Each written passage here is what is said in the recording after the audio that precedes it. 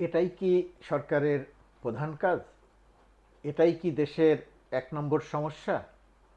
সরকারের কি আর কিছু করার নাই?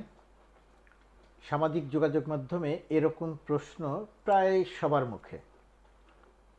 বর্তমান সরকারের কর্মকাণ্ড নিয়ে আমরা প্রায় সবাই খুবই ক্রিটিক্যালি দেখছি, খুবই সমালোচনা মুখর। এটা কেন হলো না, ওটা কেন হলো, কেন এটা করতে গেল, কেন ওটা করতে গেল না, এই সমালোচনাগুলো খুব প্রকটভাবে চলছে। যে কোনো সমালোচনা গণতন্ত্রের জন্য ইতিবাচক। সেই হিসেবে বর্তমান সরকারের যে কার্যক্রমকে আলোচনা এবং সমালোচনার দৃষ্টিতে দেখা হচ্ছে, এটা খুবই ইতিবাচক একটি দিক। ধরুন, শেখ হাসিনার সময়ে ভয়াবহ ভয়ঙ্করতম অন্যায়, অনিয়ম, দুর্নীতির ঘটনা ঘটত, মানুষ হত্যার মতো ঘটনা ঘটত, গুম করার মতো ঘটনা ঘটত। যারা নীরবে নিঃশব্দে পুরো সময়টা অতিক্রম করেছেন, সুযোগ বুঝে সেগুলোকে সমর্থন করেছেন, তারাও একটু রং পরিবর্তন করে বলার চেষ্টা করছে আমি তো আওয়ামী লীগার না, এরকম একটা ভাব নিয়ে তারাও এখন সরকারের কর্মকাণ্ড নিয়ে সমালোচনা মুখর। আবারও বলি যে সরকারের সমালোচনা করাটা খুবই ইতিবাচক দিক।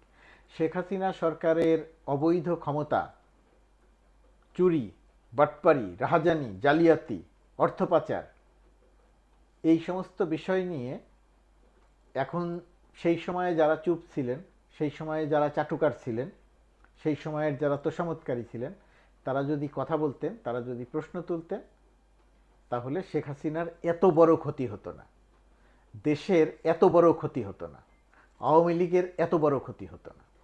যেমন ধরেন, এখন বলা হচ্ছে যে সরকারের প্রধান কাজ কোনটা? পরিবেশ নিয়ে, জলবায়ু পরিবর্তন নিয়ে, হর্ন বন্ধ করা নিয়ে কথা উঠছে। তখন বলা হচ্ছে এটাই কি সরকারের প্রধান কাজ? অথবা অন্য যে কোনো একটি বিষয় নিয়ে যখনই কথা হচ্ছে তখনই বলা হচ্ছে এটাই কি সরকারের প্রধান কাজ? ধরুন, বাংলাদেশের অনেকগুলো প্রতিষ্ঠানে নতুন প্রধান ব্যক্তি নিয়োগ দেওয়া হচ্ছে। বাংলা একাডেমি, পিআইবি, পিআইডি, আরও যেন কী কী নিয়োগ দেওয়া হয়েছে।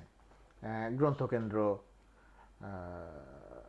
বাসস, বিএসএস, এই সমস্ত জায়গাতে নিয়োগ দেওয়া হয়েছে, প্রধান ব্যক্তিকে পরিবর্তন করা হয়েছে। এটা নিয়ে অনেকে প্রশ্ন তুলছেন, এটা কি সরকারের কাজের প্রায়োরিটির মধ্যে পড়ে? এগুলো পরিবর্তন করলেই কি, না করলেই কি?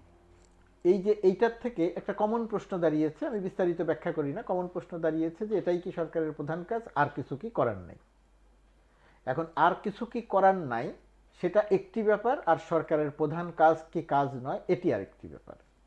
প্রথমত কথা, যে কাজগুলো করা হচ্ছে এই কাজগুলো সরকারকে করতে হবে, এটাকে অস্বীকার করে চাপা দিয়ে রাখার কোনো সুযোগ নেই। কাজগুলো সরকারকে করতে হবে, যার যার মন্ত্রণালয় অনুযায়ী সবাইকে তার মতো করে কাজ করতে হবে। যিনি স্বাস্থ্য নিয়ে কাজ করছেন তাকে স্বাস্থ্য নিয়ে কাজ করতে হবে, যিনি পরিবেশ নিয়ে কাজ করছেন তাকে পরিবেশ নিয়ে কাজ করতে হবে, যিনি শিল্প নিয়ে কাজ করছেন তাকে শিল্প নিয়ে কাজ করতে হবে, যিনি আইন নিয়ে কাজ করছেন তাকে আইন নিয়ে কাজ করতে হবে, যিনি তথ্য নিয়ে কাজ করছেন তাকে সেই তথ্য মন্ত্রণালয়ের জায়গাতে কাজ করতে হবে। অর্থাৎ সবগুলো কাজ চলমান থাকতে হবে।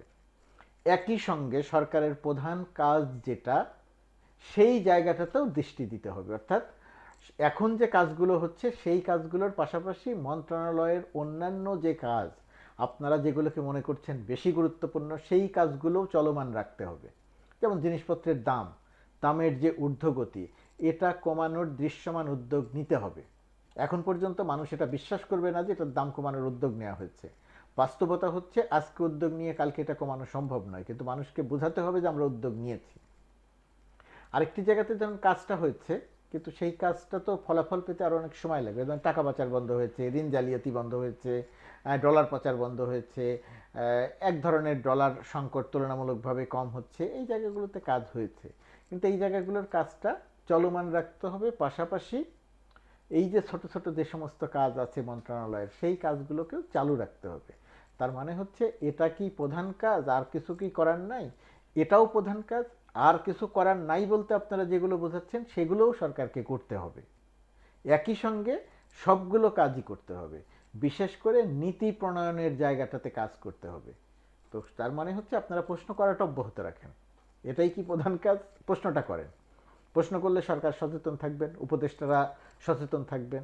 ওই যে দেখেন, আপনারা প্রশ্ন করেছিলেন যে টিএসসিতে যে ত্রাণের অর্থ জমা হলো, সেই অর্থ কোথায় গেল, কেন তারা ব্যাংকে রাখলো। এই রাখার পরে তারা একটা অডিট করিয়েছে, অডিট করিয়ে সেটার জন্য সংবাদ সম্মেলন করে তারা কিন্তু ঘোষণা দিয়েছে। আপনারা প্রশ্ন করেছেন, আমি ধরে নিলাম যে আপনারা প্রশ্ন করেছেন দেখেই তারা কাজটি করেছে। বাস্তবে আমার ধারণা যে তারা প্রশ্ন না করলেও কাজটি করত, অথবা তারা ব্যাংকে রাখার ক্ষেত্রে যে সিদ্ধান্তটি নিয়েছিল সেই সিদ্ধান্তটি যদি আরও আগে প্রশ্ন করা হতো তাহলে হয়তো তারা ব্যাংকে না রেখে প্রধান উপদেষ্টার ত্রাণ তহবিলেই দান করতেন। এখন তারা বলেছেন 10 কোটি টাকার মধ্যে 2 কোটি টাকা নিজেরা বন্যা পুনর্বাসন ক্ষেত্রে ব্যয় করবেন, আর বাকি 8 কোটি টাকা প্রধানমন্ত্রীর ত্রাণ তহবিলে, প্রধান উপদেষ্টার ত্রাণ তহবিলে দান করা হবে। তো এই যে প্রশ্ন করার পরিপ্রেক্ষিতে যেটা হয়েছে, সমন্বয়করা সচেতন হয়েছে।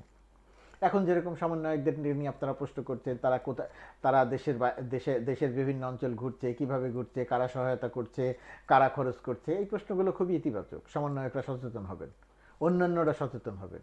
তো একই রকমভাবেই প্রশ্ন করার ধারাটা যেন আমাদের অব্যাহত থাকে। বর্তমান সরকার চলে যাবে, 1 বছর 2 বছর 3 বছর যাই হোক না কেন চলে যাবে, পরবর্তীতে একটি নির্বাচিত সরকার ক্ষমতায় আসবে।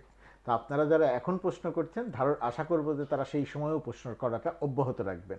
শুধু গণমাধ্যমের উপরে দায়িত্ব ছেড়ে দেবেন না। সামাজিক যোগাযোগ মাধ্যমে আপনারা যারা সোচ্চার, এখন যাদের আপনাদের পরিচিতি চাটুকার এবং তোষামোদকারী হিসেবে, সেই চাটুকার এবং তোষামোদকারীদেরও বলে রাখি যে আপনারা এই প্রশ্ন করাটা অব্যাহত রাখবেন। আপনারা প্রশ্ন করলে আমাদের গণতন্ত্র শক্তিশালী হবে, বাংলাদেশ শক্তিশালী হবে, বাংলাদেশের জনগণ শক্তিশালী হবে, বাংলাদেশের জনগণের ভোটের অধিকার প্রতিষ্ঠা হবে যদি প্রশ্ন করেন।